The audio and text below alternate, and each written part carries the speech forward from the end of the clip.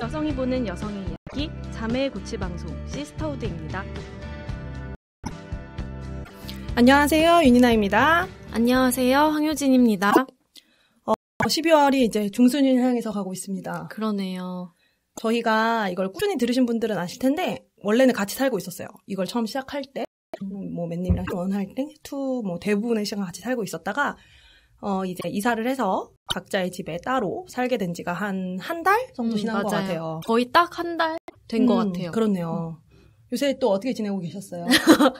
물론 그렇게 얘기하기에는 매일매일 카톡을 너무 많이 하죠. 네, 너무 많이 하기 때문에 그렇긴 한데 저는 뭐 바쁘게 지내고 있습니다. 지금 다니고 있는 회사가 이제 내년 계획 세우는 시즌이어서 그것 때문에 좀 바쁘네요. 그러면 빌라 선샤인 시즌 3이 이제 곧 시작할 텐데 짧게 한번 소개해 주실까요? 이렇게 갑자기요? 네, 당당하게 해보세요. 그렇죠. 제가 일하고 있는 이제 빌라 선샤인은 아마 많이 들어서 알고 계시는 분들도 있을 텐데 일하는 밀레니얼 여성들을 위한 커뮤니티 서비스 만드는 회사고요. 당연히 여성만 가입이 됩니다. 그래서 모여서 뭐 일에서 겪는 어려움이나 문제 같은 것들 같이 공유하고 해결책을 나는 가지고 있지 않지만 다른 동료가 가지고 있을 수는 있잖아요. 그런 것들을 나눠보는 회사고 그것을 어떻게 더 잘하게 할 수 있을지 계획을 하느라 최근에 정말 머리가 아파요. 빌라 선샤인 가면은 시스터우드 들은 분들이 굉장히 많으시죠.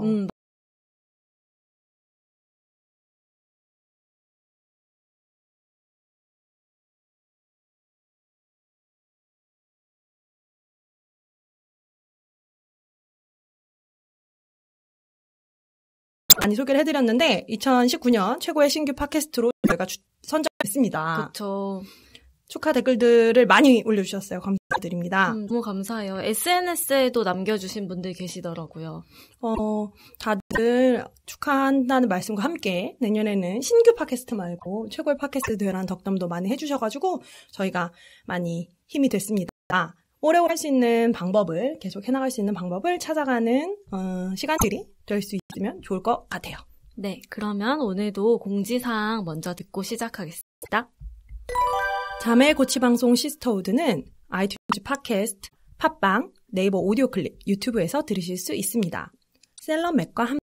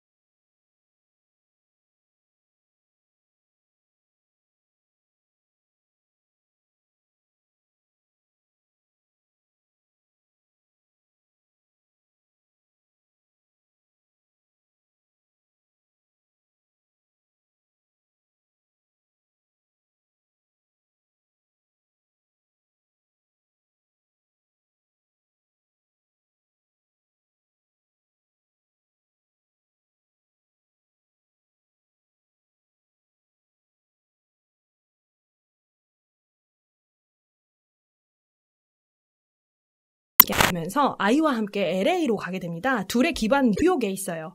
그래서 근데 LA로 가게 되고 LA로 간 니콜이 결혼 생활에서 다시 생각을 하면서 소송을 해야겠다고 생각을 하게 되죠. 그래서 거기서 변호사를 구해서 이혼 소송을 하게 돼요. 찰리는 소송을 할 줄 원래는 몰랐죠. 그래서 당황을 해서 이제 뉴욕과 LA를 오가면서 변호사를 구해서 이제 왔다를 하면서 이제 소송을 진행을 하게 됩니다. 그래서 그렇게 분리된 상황에서 아이를 양육하는 동시에 이혼이라는 엄청 지난한 과정을 지나가게 되는 거예요. 이 모든 과정을 2시간 16분 동안 너반백이 굉장히 욕심을 냈어요, 이번에. 그래서 보여주는데요. 너반백 감독 프란시스 하와 대표작인 미스트리스 아메리카의 위아영 같은 작품이 있고요.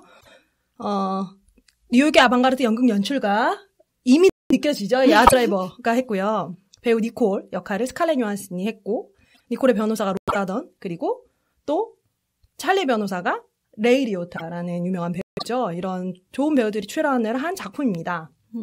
근데 저희가 이게 그 전부터 좋은 작품이라는 평들이 계속 나오고 있었잖아요. 그럼에도 불구하고 이걸 다뤄도 될까? 고민한 이유가 좀 있었죠. 사실은 저는 감독이 되게 중요했어요. 왜냐면 물론 감독이 여성에 대한 이야기를 잘 쓴 작품이 있죠. 프란시스 같은 경우도 사실 그레타 거윅이랑 첫 그 협업이기도 했고 그 작품 굉장히 좋은 작품이고 미스트리스 아메리카도 물론 그건 또 저는 작가의 힘, 그러니까 그레타 거윅이 함께 썼잖아요. 네. 그게 되게 크다고 생각합니다. 그런데 이제 미스트리스 아메리카 같은 작품들 이나 이런 작품이 좋긴 하지만 이 작품도 특성상 엄청 자전적인 이야기일 가능성이 높은 것으로 추정되었고 그리고 실제로 그렇죠. 네. 그런다고 할 때 예술가 성의 자아가 얼마나 크게 있는 작품이겠어요. 그렇지 않습니까? 그게 이제 이미 예상이 되는데 과연 우리가 이렇게 1세기 백인 남성의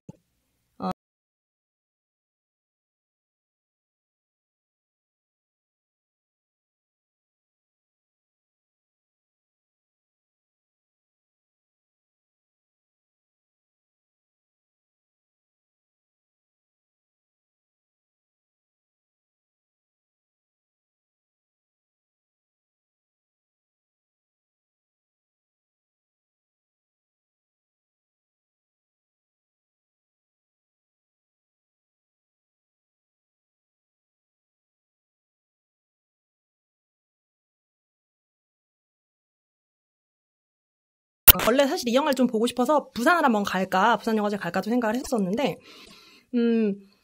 사실 한국에서는 조금 다른 상황인 것 같아요. 한국에서 여성분들이 많이 보면서 새로운 이야기들 많이 해주시고 좋은 것 같은데, 지금 사실 해외에서는 아담 드라이버 쪽에 초점이 많이 맞춰져 있죠. 굉장히 지금 수상 자체를 이미 몇 번을 했어요. 오스카 얘기도 나오고. 그런데 저희 같은 경우는 이 안에서 스칼렛 요한슨 연기하는 이제 니콜 캐릭터가 결혼과 이혼의 과정에서 겪는 일과 그 변화가 되게 중요하고, 물론 이제 노아 바이옴백의 남자이기 때문에 아담 드라이버 이야기에도, 그러니까 찰리 이야기에도 많이 초점을 맞췄지만 그 부분을 굉장히 사실 잘 그렸거든요. 여성 그쪽의 서사를. 맞아요. 굉장히 잘 그렸기 때문에 그 부분에서의 변화에 집중을 해서 말을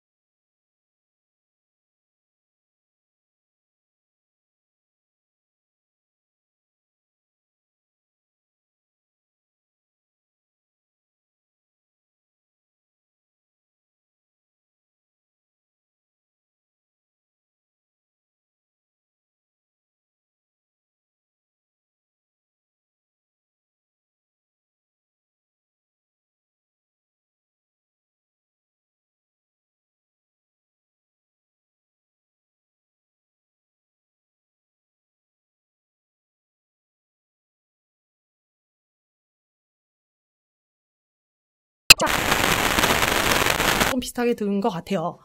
근데 사실 좀 더 들 수 있었겠죠. 제목이 사랑과 전쟁이었다면. 좀 마케팅 하시는 분한테 알려드리고 싶다.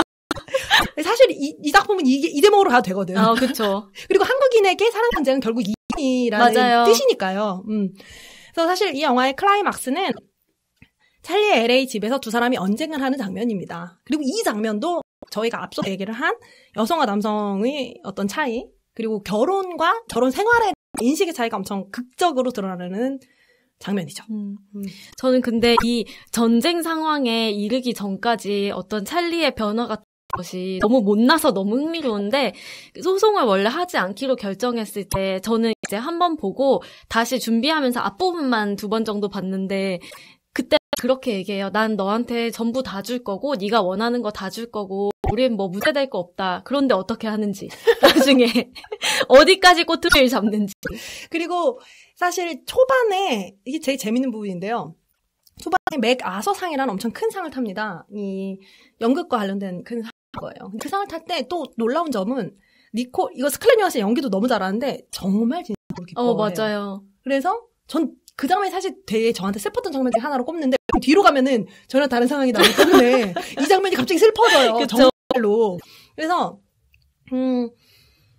이 영화를 보면은 슬픈 점은 우리가 사랑이라는 어떤 아주 구체적이지, 어떤 면에서는 구체적이지 어떤 면에서는 굉장히 구체적이지 않은 단어로 설명을 해야 될 수밖에 없는 지점이 있다면, 니콜이 찰리를 더 사랑하는 거예요. 맞아요. 본인 입으로 그렇게 얘기하기도 하죠. 그 처음에도 얘기를 하고 그 얘기를 계속 반복해서 하죠. 그럼에도 불구하고 소송을 하게 된 이유에 대해서 생각을 해보면 찰리가 그 면면을 아주 적나라하게 드러내죠. 적나라하게 드러내는데, 그 과정에서 두 사람이 언쟁을 할 때 이 언쟁 전에 그 장면이 있나요? 그 재판 장면이 있나요?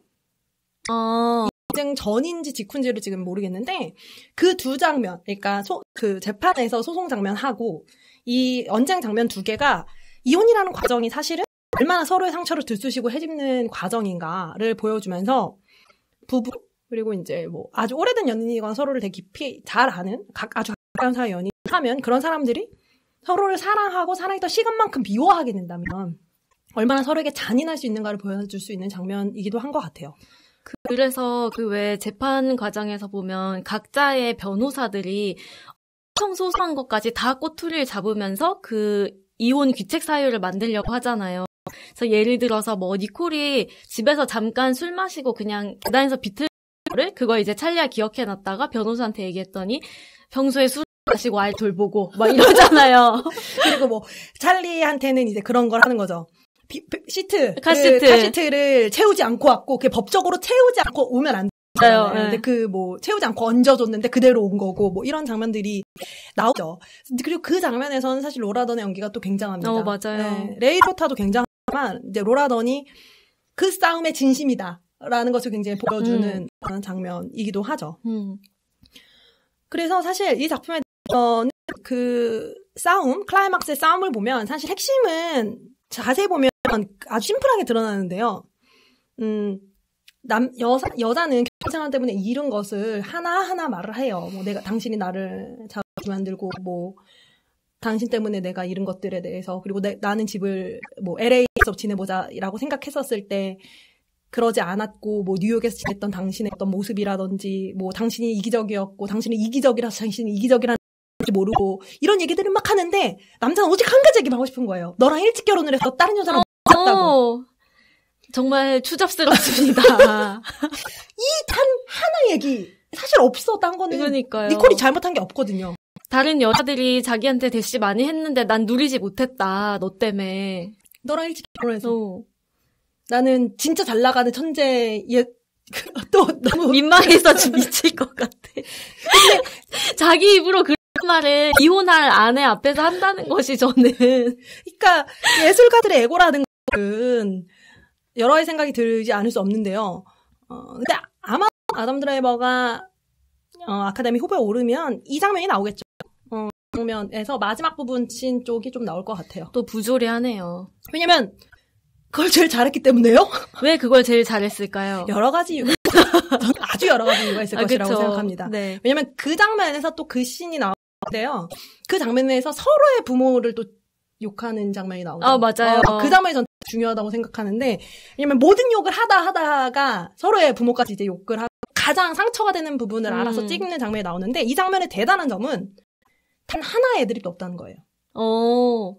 50시간 동안 찍었다는 전설의 씬입니다. 이게 아마 메릴 스트리가 처음 나온다 이제 했을 때부터 이 씬에서의 파파라치가 되게 많았었는데요. 이 바깥에서 촬영되는 거가 둘이 그러니까 스칼렛 요한슨과 아담 드라이버가 이틀 연속으로 서로가 싸우는 장면을 촬영했다라는 것만 유출이 됐어요. 근데 그게 이 장면이었던 거고 이걸 이틀 동안 찍었다고 해요. 왜냐면은 이게 보시면 알겠지만 한 번에 찍어야 되잖아요. 그래서 찍으면 처음부터 다시 찍어야 됐던 거예요.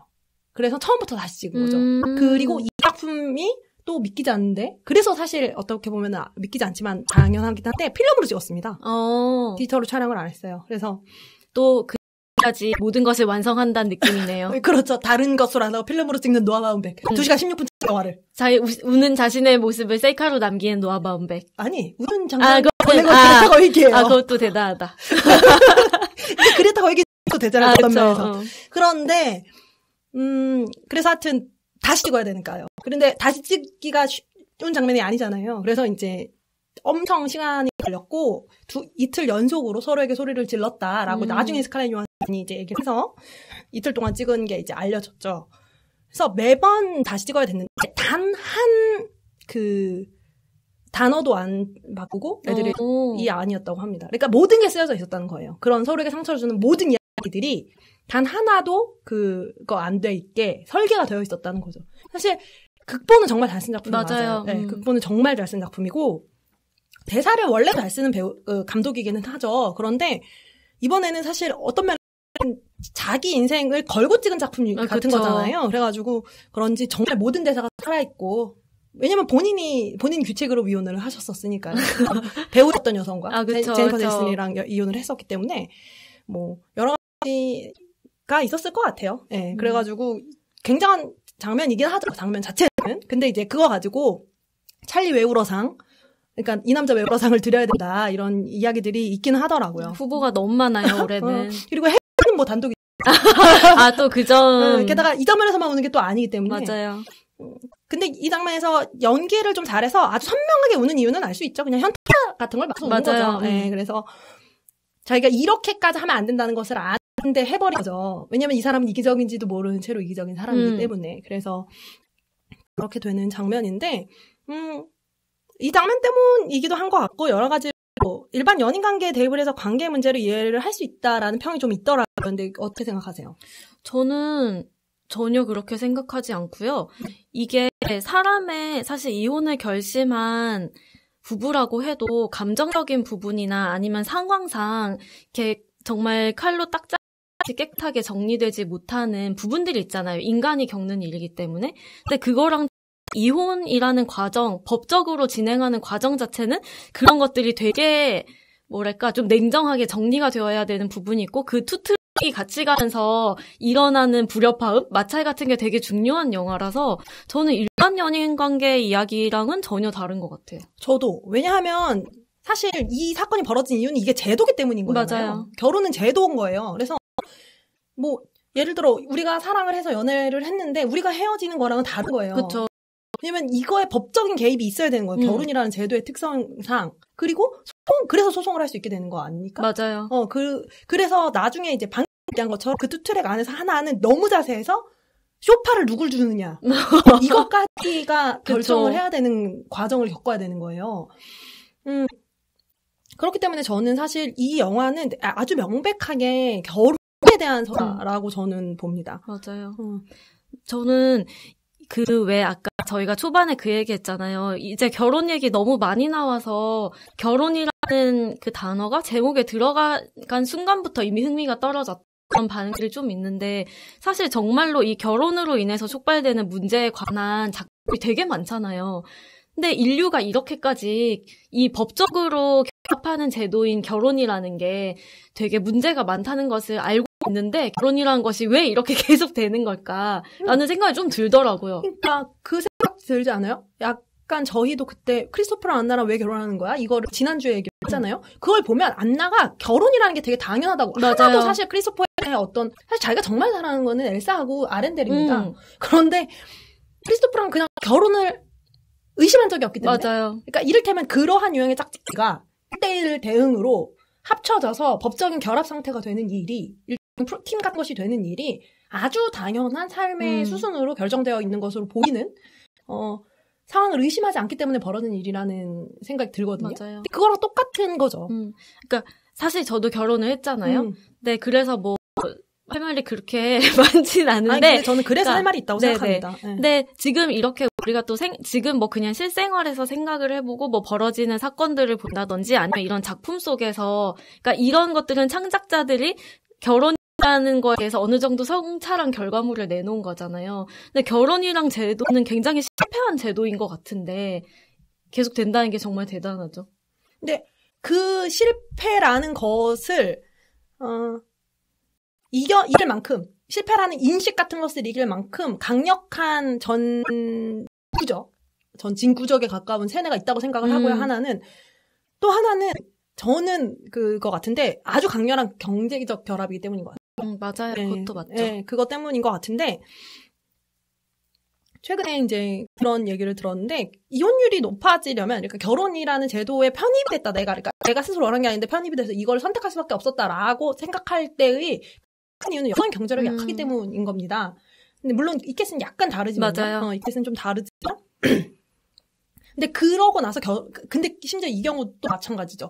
니콜은 심지어 자기가 훨씬 더 나은 위치였어요. 결혼하던 당시에는 맞아요. 완전 신인 여자였고 뭐 이런 상황에서 둘이 만났는데 그 상황에서 어떻게 역전이 되는 거예요. 결혼이라는 제도 안에서는 그걸 되게 보여주는 작품이라고 이제 생각되고 그래서 사실 이 작품을 찍기 위해서 취재를 많이 했다는 게 앞서서 드렸는데 로라던 같은 경우는 노아 바덴베크와 굉장히 친한 친구입니다. 맞아요. 네, 그래서 본인이 이제 이혼을 하기도 했고 그 캐릭터는 처음부터 로라던이 하기로 했던 거예요. 그래서 그 캐릭터는 로라던이 경험을 한 이혼 변호사가 있고요. 스칼렛 요한슨이 이 영화를 찍는 중에 두 번째 이혼을 진행 중이었습니다. 소송을. 그래서 그때 만났는지 아니면 그 전 이혼 때 만났는지 모르겠는데 그때 이제 이혼 소송을 했던 또 다른 변호사를 굉장히 모델로 했고 여성 변호사를 모델로 했고 대사 같은 것도 아담 드라이버랑 스칼렛 요한슨이랑 로라던은 캐스팅이 거의 1년, 뭐 반년 이상 일찍 됐다고 해요. 그래서 대사를 쓸 때도 처음 이 스크립트 후에 대사를 쓸 때도 그들의 언어랑 그들의 상황 같은 것을 굉장히 많이 넣었다는 얘기를 하더라고요. 제가 아까 잠깐 그 언쟁 때 언급을 드렸는데 부모님 얘기를 한다고 했잖아요. 근데 그 부모님 얘기에서 좀 중요한 게 아담 드라이버가 실제로 인디애나 출신의 뉴욕에 와서 자수성가를 한 배우인데 네. 그리고 이 사람이 인디애나 출신으로 나와요. 네네, 찰리가 맞아요. 인디애나 출신의 뉴욕에 와서 자수성가하고 뉴욕에서 가정을 꾸린 정확하게 그냥 자기인 거예요. 맞아. 자기 뉴욕에서 그 가정 꾸려서 성공해서 지금 승승장구 가도를 달리고 있는 영국 연출가인 거예요. 그리고 이제 아담 드라이버는 뭐 제가 개인적으로 관심이 많아서 아는 부분이 좀 있는데 부모님 얘기를 해요. 하지 않습니다. 원래 그냥 그런 사람이에요. 네. 근데 그게 같은 내용이 나오잖아요. 네네. 한 번밖에 만나지 맞아요. 않고 그런 다음에 그래서 넌 그래서 그런 면에서 니네 아빠랑 똑같아. 이걸 하니까 이거 나오죠. 손가락질하면서 나오죠. 절대 너가 그 말은 하지 마라. 그러니까. 하지만 지금 이 밈은 아담 드라이버의 개인 상황과 상관없이 스타워즈랑 연관돼서 맞아요. 지금 밈이 되어가고 있긴 한데요. 뭐 여하튼 그러한 상황들까지도 사실은 좀 세세하게 설계를 한 것 같아요. 네. 아까 그 얘기 잠깐 했잖아요. 여성이 결혼을 했을 때 여성이 얼마나 많은 것을 포기하거나 뭐 후퇴해야 되는지 그 얘기 했었는데 여기서 사실 그 니콜이라는 캐릭터가 되게 결정적으로 이혼을 결심하게 된 이유가 여러 가지 있지만 사실은 자기가 그렇게 자기가 나고 자란 LA로 가서 살고 싶다는 얘기를 되게 많이 했고 자기한테 엄청 중요한 정체성임에도 그거를 찰리가 단 한 번도 받아들여주질 않았잖아요. 말 그대로 귀뚱을 듣죠. 근데 제일 처음에 그 니콜에 대한 장점을 읊을 때 보면은 니콜은 LA에서 자랐고 언니와 엄마와 각별한 사이고 다 알고 있는 거예요. 근데 그것이 되게 중요하다고 생각하지 않고 아무리 말해도 이제 듣지 않았는데 저는 보면서 고향이기도 하지만 일단 고향이 캘리포니아 쪽이면 너무 그립지 않나? 너무 가고 싶지 않나? 햇살이 쏟아지고 너무 아름답죠. 그래서 그 장소에서도 계속 이게 사실 되게 웃긴 작품입니다. 이 작품 굉장히 웃긴 작품이라 그리고 그래서 이 작품이 사실은 뉴욕과 LA의 싸움이기도 한 거예요. LA 타임즈에서 사실 이걸 가지고 아예 인터뷰를 했습니다. 너무 재밌네요. 그래서 인터뷰를 하기도 했는데 뉴욕과 LA의 싸움이기도 한 거잖아요. 그래서 뉴욕 얘기하다가 그 모든 소송은 LA에서 진행되니까 네. 뉴욕 얘기 나오면 모든 사람들이 뉴욕에 비하면 LA가 스페이스가 있지 이 얘기 영원히 하지 않습니까? 맞아, 스페이스. 이런 부분들이 되게 재밌죠. 그래서 그 메인 포스터 말고 서브 포스터는 그 찰리의 얼굴 안에 뉴욕 배경이 있고 맞아요. 그 니콜 얼굴 안에 LA 배경이 있는 되게 독특하고 아름다운 포스터를 만들기도 했죠. 네, 그래서 이 작품을 몇 번 다시 보게 되면 그러니까 처음 보고 또 다시 보게 되면 계속 사실 저는 의미를 더할 수밖에 없는 작품이라고 생각해요. 왜냐하면 일단 진짜로 극본을 썼습니다. 맞아요. 그래서 설계가 되어 있는 부분에서 이제 뉴욕과 LA의 싸움으로 되게 재밌을 것 같아요. 저는 그러한 감각으로 보면 개인적으로는 어느 쪽이세요? 전 도시로서는 전 LA는 가봤습니다. 그쵸. 네, 근데 정말 좋았어요. 저는 사실 그냥 햇살이 있는 곳을 좋아하기 때문에 근데 뉴욕은 그냥 허세인데 꼭 한번 보고 싶은 곳이고 일종의 노스텔지아죠. 존재하지 않는 현대 노스텔지아죠. 저에게는 그렇긴 한데 글쎄요 모르겠어요. 저는 대도시를 좋아하기도 하고 근데 LA도 대도시지 않습니까? LA는 너무 대도시지. LA는 스모그가 처음 나온 곳이야. 전 세계에서. 스모그가 처음 생긴 곳이에요. 너무 모든 사람이 탈 타야 되니까. 또 오늘 이렇게 하나 배워갑니다. 그렇죠. 지금 약간 상식사전 같았죠. 방문가. 걸어다니는 방문가.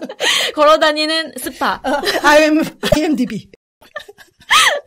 그래가지고 그 작품 같은 이런 식으로 잡았지만 볼 수 있는 부분이 좀 많은 작품이기는 해요. 제가 이거 그냥 한번 여쭤보고 싶어가지고 하기도 했는데 이게 스칼렛 요한슨이 한 말이거든요.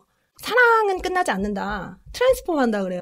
형태를 바꾼다. 이 작품의 교훈이 이거라고 생각하나 봐요. 스칼렛 요한슨이. 어떻게 생각하세요? 정확하게 어떤 의미인가요? 사랑은 끝나지 않는다고요. 사랑은 형태를 바꾼다. 그냥 그게 문장이에요. 그러니까 정확하게 이게 그러니까 이를테면 쉽게 말해서 상대를 바꿔가면서 사랑이란 것이 계속 된다는 얘기인지 아니면 엄청 초반에는 이렇게 스칼렛 요한슨이 한 얘기니까 이 드라마에 대해 이 영화에 대해 한 얘기니까 물론 저도 풀 그 상황은 모르겠는데 제 생각에는 이게 저희가 마지막 스포를 할 수밖에 없네요. 그 편지 편지 그거라고 생각해요. 그쵸. 네. 그거라고 생각하고 이게 뭔가요? 그러니까 이거 지금 해도 되는지 몰라가지고 아마 보신 분들이 계실 거니까. 맨 마지막에 또 사실 원래는 아주 효과적이지만 잘 못 쓰면 촌스러울 수 있는 그 앞뒤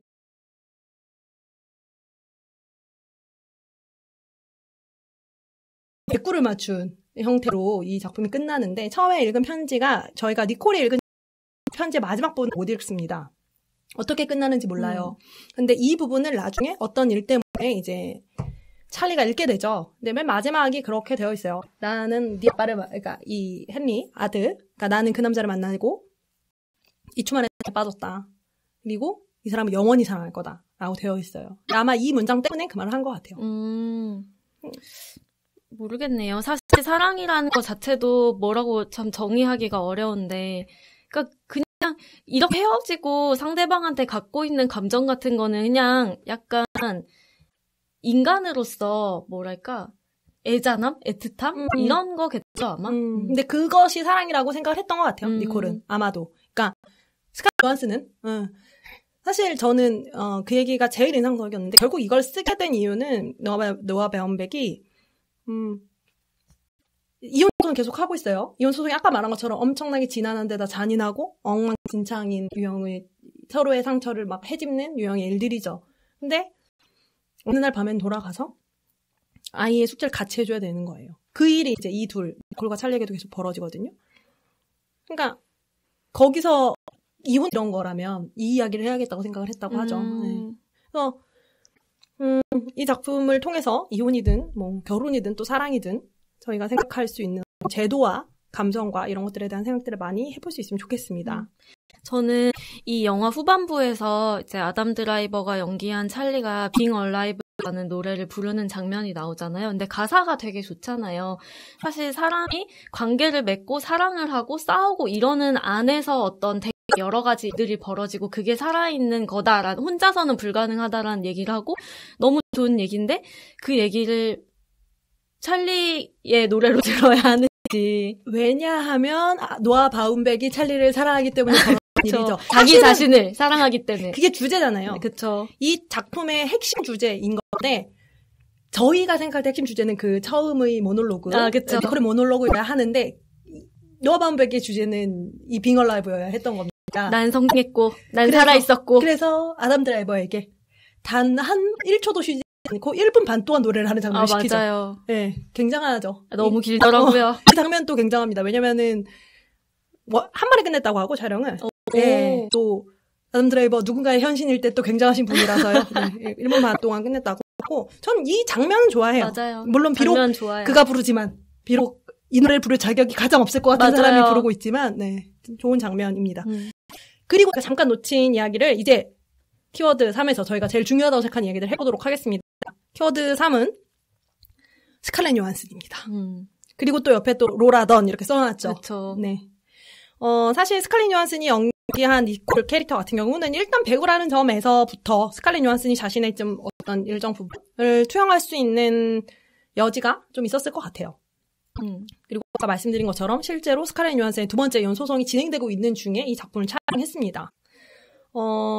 앞서 말씀드린 것처럼 사실 그 노라 패쇼한테 자신이 왜 여기까지 오게 됐는지를 원래는 소송을 안 하려고 했는데 사실 처음 만났을 때도 소송을 확신한 상태가 아니잖아요. 그렇죠. 그냥 뭐 만나보라고 하니까 만나볼까? 이렇게 만난 건데 이 6분의 모놀로그 같은 경우는 이 배우의 이제 스칼렛 요한슨 연기 정말 오래 하지 않았습니까? 맞아요. 네. 그 연기 역사 안에서도 그리고 사실 노아 바움백 영화 뭐 전체에서도 저는 사실 첫 손에 꼽힐 만한 작품 연기라고 생각해요.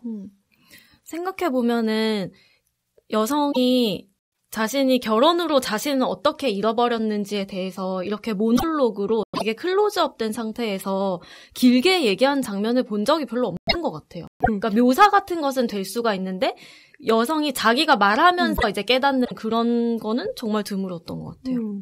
그래서 사실 스스로 깨닫고 알아간 장면이기도 하고 그래서 사실 좀 되게 연극적으로 느껴져요. 맞아요. 이 작품이 사실 엄청나게 많은 연극적 요소를 녹였습니다. 실제로 이 배우가 연극을 했고 그 연출가로 나오잖아요. 아담 드라이버가 그 연기한 찰리가. 그래서 연극적인 요소가 되게 많이 넣어서 초반에 굉장히 연극적이라고 생각돼요. 그리고 전 중반이 좀 영화로 하고 뒤에 이제 뮤지컬. 맞아요. 그래서 사실 장르적으로도 되게 보는 재미가 있는 작품인데요. 미국에서는 아까 말씀드린 것처럼 지금 아담 드라이버의 찰리가 오스카 후보로 거론이 되고 있는 상황입니다. 그리고 어제 아마 지금 저희가 녹음하는 날 기점으로 어제 하루 전에 토론토에서는 나무주연상을 또 탔어요. 토론토 비페에서 나무주연상을 탔고 그 전에도 하나를 탔는데 하여튼 지금 그냥 계속 타고 있습니다. 1등 아니면 2등이에요. 그냥 계속 타고 진짜 1등 아니면 2등이에요. 1등은 뭐 지금 이제 같이 거론되고 있는 배우들은 아이리시맨의 이제 뭐 배우들 하고 안토니 반데라스 하고 몇 명이 있긴 있는데 아니면 2등이에요. 지금 이 작품이 굉장히 이제 이 배우의 커리어에 있어서 이 배우의 특징이 엄청나게 많은 거장 감독이랑 인디 그 감독들이 사랑에 맞지 않는 배우 아닙니까? 이 배우 커리어의 어떤 정점 같은 해라고 보여지기는 해요. 그런데 그러면서 대조적으로 저는 이런 식으로 말을 한다는 느낌을 받았어요. 자료를 찾아보면 아담 드라이버는 오스카 연기했는데 스칼렛 요한슨은 커리어 베스트라고 하는 거예요. 그리고 저는 포스터 봤을 때 조금 기분이 안 좋았는데 저희가 스칼렛 요한슨 연기를 진짜 많이 봤고 스칼렛 요한슨이 저는 마블 작품을 볼 때 늘 생각을 하는데 거기서 유일하게 뭐라고 할까요? 연기라는 것을 하고 있는 사람이지 않습니까? 그러니까 정통적인 의미에서 연기를 말씀드리는 거예요. 전 히어로 연기 다 잘하고 좋다고 생각하는 부분이 있지만 그것 말고 아주 정통적인 부분에서 연기를 하면서 거기서 그 안에 자신을 보여주는 저는 굉장히 대단한 배우라고 생각하는데 포스터를 보니까 아담 드라이버는 작년에 블랙 클랜스맨으로 나무조연상 노미니가 됐습니다. 그것도 좀 부조리하죠. 그 작품이 흑인에 대한 영화인 걸 생각하면 노미니가 됐었고 그래서 아카데미 노미니로 돼 있는 거예요. 아카데미 노미니 아담 드라이버. 그런데 한 번도 아카데미 노미니가 안 됐어요. 스칼렛 요한슨이. 아 정말요? 그래서 골든 노미니 스칼렛 요한슨이라고 나옵니다. 그래서 그거부터 나는 이미 이 영화가 상징하는 게 있는 것 같은 거예요. 맞아요. 커리어 하이가 오는 게 그런 커리어의 어떤 정도라는 것이 여자는 최고치로 쌓아도 남자가 올라가는 속도를 따라가기가 너무 어렵다는 느낌을 받은 거죠. 그래서 조금 부조리하게 느껴졌고 그의 연기에 조금 더한 상처를 보내도 될 것 같은데 그러지 않는 이유가 뭘까라는 생각을 하게 됐어요. 왜 이 찰리라는 역할에 대한 연기로 오스카 후보까지 거론이 될까요? 물론 잘했는데 그냥 우리가 생각할 때 전통적인 의미에서 오스카 연기하고는 조금 거리잖아요. 근데 그래서인 것 같아요. 저는 오히려 아담 드라이버가 기대하는 바로 그거 아담 드라이버 보여줬기 때문인 것 같은데 아담 드라이버를 논외로 치고 말을 하자면 왜 스칼렛 요한슨한테 이렇게 상찬을 하지 않는가를 생각할 때 저는 너발 탓이 있다고 생각하는데 그 이유를 이제야 말을 하는 건데 왜냐하면 이 영화가 설계가 그렇게 돼 있는 것 같아요. 저는. 그러니까 이 영화가 니콜 입장에서 보면 니콜은 결국은 승리한 얘기입니다. 맞아요. 그리고 노라더니 승리하게 만들어주죠. 또 대단하신 분이기 때문에. 그런데 아담 드라이버 캐릭터인 찰리는 계속 내려가는 건 거예요. 계속 이제 처음에 어리바리 하다가 계속 사실 자신이 거둬야 할 것을 실패하게 되는 거잖아요. 그리고 그것을 연민하게 만드는 구조로 저는 이게 만들어져 있다고 생각해요. 물론 누군가는 그것에 민망해서 죽지만 저는 정말 뻔했어요. 누군가는 그것에 연민을 하게 만드는 구조라는 겁니다. 그래서 핵심 노래와 이 영화 보여주고자 하는 것을 가져가 버리게 만드는 바람에 그러니까 물론 배치가 그럴 수밖에 없었다는 건 알아요. 이게 사실 어떻게 보면 영화 전체로 보면 좋은 구조일 수 있죠. 그러니까 니콜의 이야기를 니콜이 그걸 깨달아야 이게 소송이 진행이 되는 거니까. 하지만 그 연민 때문에 그에게 이입하기가 사실은 좀 쉽다. 맞아요. 그래서 사실 영화를 좀 그런 식으로 말씀하시는 분들이 있더라고요. 그 소송을 왜 했어야 되는지 애초에 모르겠다. 근데 왜냐면 그렇게 되는 이유가 전 그거라고 생각해요. 그러니까 니콜에게 이입을 빨리 못하면 너무너무 아담 드라이버 캐릭터 찰리에게 이입을 하게 되는 것 같아요. 그렇게 되면 왜 저렇게까지 사람을 궁지로 몰아가면서 이혼을 해야 돼? 이런 식으로 받아들이시는 분들이 생기는 것 같아요. 니콜은 이미 궁지에 몰려 있었는데요. 그러니까 그 점을 이 영화의 설계상 그렇게 어려웠다는 것은 알겠지만 그런 부분이 있지 않나? 그러니까 저는 이게 계속 자존심이 상하네요. 커리어 베스트라고만 하는 게. 네, 그런 생각이 좀 듭니다. 뭐 우린 그렇게 생각 안 하니까. 맞아요. 그건 진짜 좋은 저희는 그렇게 생각 안 하고 그런 생각이 좀 들고 또 이제 로라 던이 또 굉장하죠. 이 캐릭터 보면은 당연히 그 빅리틀 라이즈의 역할이 생각날 수밖에 없는 것 같아요. 레나타 캐릭터가 좀 생각이 나죠. 근데 본인이 스스로 그렇게 말은 했더라고요. 이 레나타랑의 차이점은 레나타는 언제 어디서든 폭발할 수 있는 사람이라면 노라 펜쇼는 폭발하지 않는 사람. 그러니까 이성을 지키는 사람이라고 말을 했더라고요. 그 장면이 되게 재밌죠. 중간에 누구지? 니콜의 변호사랑 그리고 찰리의 변호사랑 사자 이렇게 대면 면담 같은 그거 막 하는데 변호사들끼리 한참 이제 둘의 입장을 놓고 얘기를 하다가 잠깐 쉬고 점심 먹을까요? 이러는데 변호사들한테는 사실상 자기 일이 아닌 거예요, 이게. 그래서 둘은 되게 변호사 둘은 되게 산뜻하게 뭐 먹지? 여기 이 집은 뭐가 맛있고 막 이런 얘기 하잖아요. 근데 그런 너무너무 소중한 존재고 물론 노라 덕분에 그 니콜이 이기긴 했지만 약간 막 진정성이 있는 타입의 변호사는 아닌 느낌? 그리고 또 그냥 프로페셔널, 엄청난 프로페셔널. 일하는 여성인 거잖아요. 딱 정말로 프로페셔널. 그리고 그 장면에 재밌는 거는 그 장면에 둘이 깨닫죠.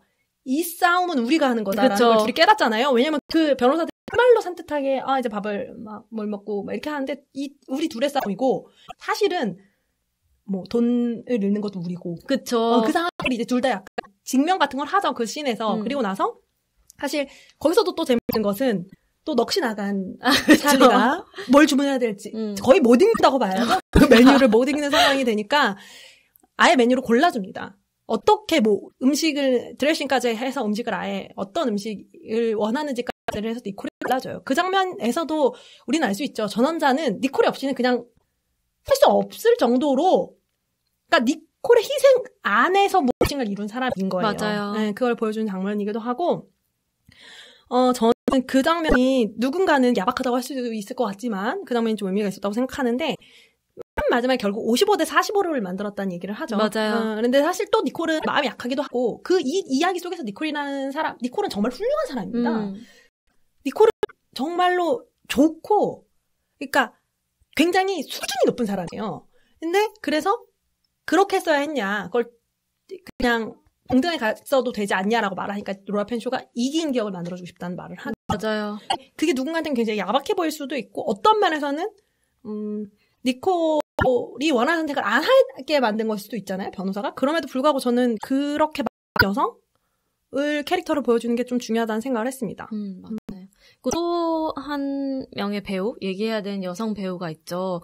이분 보고 어디서 많이 봤는데? 아마 이 생각 많이 하셨을 것 같은데 여기서 니콜의 언니로 등장하는 배우가 누구죠? 메릿 웨버입니다. 이름이 익숙하지 않으시다면 저희 애가 믿을 수 없는 이야기 했던 편을 들으시면 될 것 같아요. 어떻게 그 형사가 이런 역할을? 그쵸. 초반에 나오는 장면이고 나중에는 한번 뮤지컬로 한 번 더 나오죠.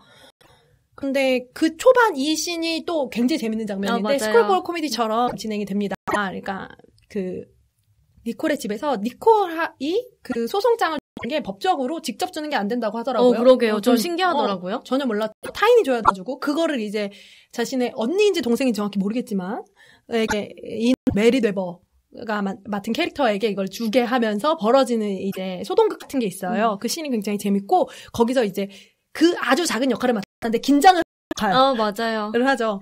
저는 거기서 되게 재밌는 게 이제 무슨 타르트 같은 걸 사왔잖아요. 그래서 뭐 타르트 얘기를 하다가 이 언니가 얼떨결에 그 소송장을 건네주게 맞아요. 되잖아요. 그래서 나중에 찰리가 되게 기분 나빠하면서 근데 왜 니네 언니 타르트를 왜 하필 오늘 가져온 거야? 그러니까 사실 연극을 하는 사람이니까 그리고 그 니콜의 집도 다 연기하는 사람들이잖아요. 그래서 분명히 소품적으로 뭔가 복선일 텐데 이런 느낌인 거죠. 그래서 그 지점이 너무 재밌었어요. 그 장면에서. 그 장면 자체가 또 의미가 있는 건 그 이후에 그 씬까지만 해도 찰리는 아무 문제 없이 합의가 될 줄 알았기 때문에 그렇죠. 당연히 자기가 지내던 지마 장모님이죠. 장모님의 집에서 자기가 당연히 자고 자기가 이 모든 사람의 사랑을 받으면서 영원히 계속 그렇게 지낼 수 있을 줄 아는 거죠. 아니 그래서 들어오자마자 무슨 지금 약간 이혼할 건데 자기 집인 것처럼 냉장고에서 뭐 막 꺼내놓고 네. 그 장면이 되게 진짜 잘 찍었죠. 그리고 저를 민망하게 만들어요. 그쵸? 그런 종류의 눈치 없음. 그 지마 그 껴는 장면 있죠. 예. 그런 장면들. 그리고 또 장모님 또 너무 좋아하는 거예요, 자기를. 그래가지고 또 그런 장모님들 있지 않습니까? 삶이 너무 사랑하는 장모님들. 또 그 역할도 너무 잘했어요. 맞아, 너무 잘했어요. 네, 그래서 이제 그 씬에서 자기가 이제 이 가족에서 떨어져서 나와야 한다는 걸 깨닫죠. 맞아요. 그런 부분들 뭐 세세하게까지도 참 설계가 잘 됐고 굉장히 적합한 배우들을 썼다는 생각이 듭니다. 그래서 앙상블로 제일 먼저 탔던 것 같아요. 제 기억이 맞으면. 연기 앙상블 상을 공개되고 얼마 안 돼서 탄 걸로 알고 있거든요. 되게 그 면이 의미가 있는 작품이기도 하니까 넷플릭스에 공개가 평소에 야채를 안 먹는 거야. 그런 장면들 되게 재미있죠. 그리고 음악 좋은 작품입니다. 맞아요. 네. 음악이 정말 좋은 작품이라 스코어는 뭐 여기저기 다 후보 올랐더라고요. 네, 그래서 좋은 부분들을 많이 뜯어보면서 그러면서도 동시에 백인 남성 감독이 자신을 투영해서 영화를 만든다고 할 때 어떠한 부분이 특징적인가라든지 혹은 그렇지 않았다라면 어떤 작품이 나왔을까? 같은 것들도 같이 생각하고 고민하면서 볼 수 있는 작품일 것 같아요. 그러면 오늘의 자매들 소개해 주세요. 네, 오늘의 자매들은 노아 바움백 감독의 작품으로 골랐어요. 초반에도 말씀드린 작품이죠. 네, 프란시스 하입니다. 그레타 거윅이 주연을 했고 둘이 협업을 한 첫 작품이에요. 이 작품 같은 경우는 흑백이고 20대 후반에 뉴욕에 살고 있는 프란시스라는 여성의 이야기인데 이 작품의 좋은 점은 아주 많은 것들을 헤매고 찾아다니던 프란시스가 결국 자기한테 제일 소중하고 반짝이는 잃어버리지 않는 무엇이 있다면 그것이 친구와의 관계라는 걸 깨닫는 아주 유명한 장면이 있습니다.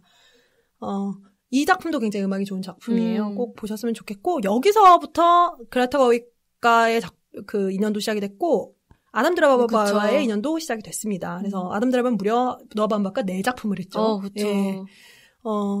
그레타 거윅이 함께한 작품으로는 이 다음 작품인 미스트리스 아메리카가 있어요. 이 두 작품은 다 각본이 그레타 거윅인 바람에 여성으로서의 이야기들 이 굉장히 예민하게 포착된 부분들이 있습니다. 그것들을 포착한 부분들을 통해서 보시면 좋을 것 같고 이 얘기를 하면서 빼먹은 이야기가 하나 생각이 났는데 나중에 니콜이 에미상을 타게 되는데 연기가 아니라 연출로 타게 되죠. 아, 그쵸. 네. 전 이 장면 굉장히 상징적이라고 생각합니다. 사실 그레타 거기 굉장히 많이 반영된 캐릭터예요. 맞아요, 니콜은. 맞아요. 네. 그래서 그런 것들을 생각하면서 보시면 재미있으실 것 같습니다. 그러면 또 새 코너 소개해 주실까요? 오늘의 새 코너는 왜 제가 오늘 몰아서 하게 됐네요. 그렇죠. 말을 너무 많이 하고 있다는 느낌을 받고 있어요. 어쩌다 보니 그렇게 네, 됐네요. 그렇게 됐네요.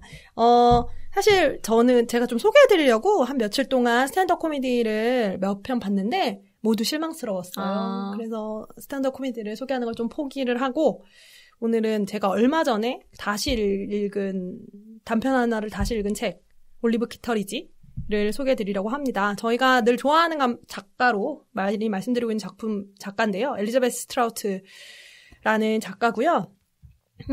작가 올리브 키터리지 같은 경우는 이 작품이 이제 대표적이죠. 그 이후에 이제 3작품이 더 소개가 됐고, 이 작품이 특별히 좋은 이유는 최근에 그런 생각을 했어요. 사는 게 좀 재미가 없거나, 사는 게 좀 의미가 없다고 느껴지는 순간에도 세상이 아름답고 계속 아름답구나라는 생각을 한 순간이 있었는데, 사실 이 순간이랑 굉장히 비슷한 묘사를 한 작품이 있죠. 벌새의 마지막 장면인데 아마도 벌새의 마지막 장면 얘기를 하면서 효진님이 이 작품에 대한 이야기를 하셨던 게 제가 지금 생각이 나요. 그래서 갑자기 새벽에 생각이 나서 이 책을 다시 읽었습니다. 그 단편은 맨 마지막에 있는 단편 강이에요. 그래서 그 강에서의 마지막 제가 좋아하고 효진님도 좋아하는 그 구절을 읽어드리겠습니다. 매일 아침 강변에서 오락가락하는 사이 다시 봄이 왔다. 어리석고 어리석은 봄이 조그만 새순을 싹 틔우면서 그리고 해를 거듭할수록 정말 견딜 수 없는 것은 그런 봄이 오면 기쁘다는 점이었다. 물리적인 세상의 아름다움에 언젠가는 면역이 생기리라고는 생각지 않았고 사실이 그랬다. 정말 좋은 작품입니다. 사실 이 작품을 굳이 거론한 이유 중에 하나는 다시 올리브 라는 이 책의 후속편이 미국에서는 10월에 나왔습니다. 번역을 좀 빨리 해줬으면 좋겠어요. 서둘러 주세요. 누가 하실지 모르겠지만. 운항동네가 할 것 같은데요. 네. 운항동네 관계자분들 듣고 계시다면 좀 빨리 3년씩 걸리지 않았으면 하는 바람으로 네, 말씀드려봅니다. 이제 다음 화 예고 해볼까요? 네. 다음 화에서는 저희가 이제 연말이잖아요. 연말은 어떤 때인가요? 바로 결산의 달. 그쵸. 결산과 어워즈의 달입니다. 그래서 저희도 다음 주에는 2019 시스터후드 어워즈 편으로 찾아뵈려고 합니다. 네, 그러면 다음 주에 만나 뵙도록 하겠습니다. 감사합니다. 감사합니다. 우리에게는 더 많은 여성의 이야기가 필요합니다.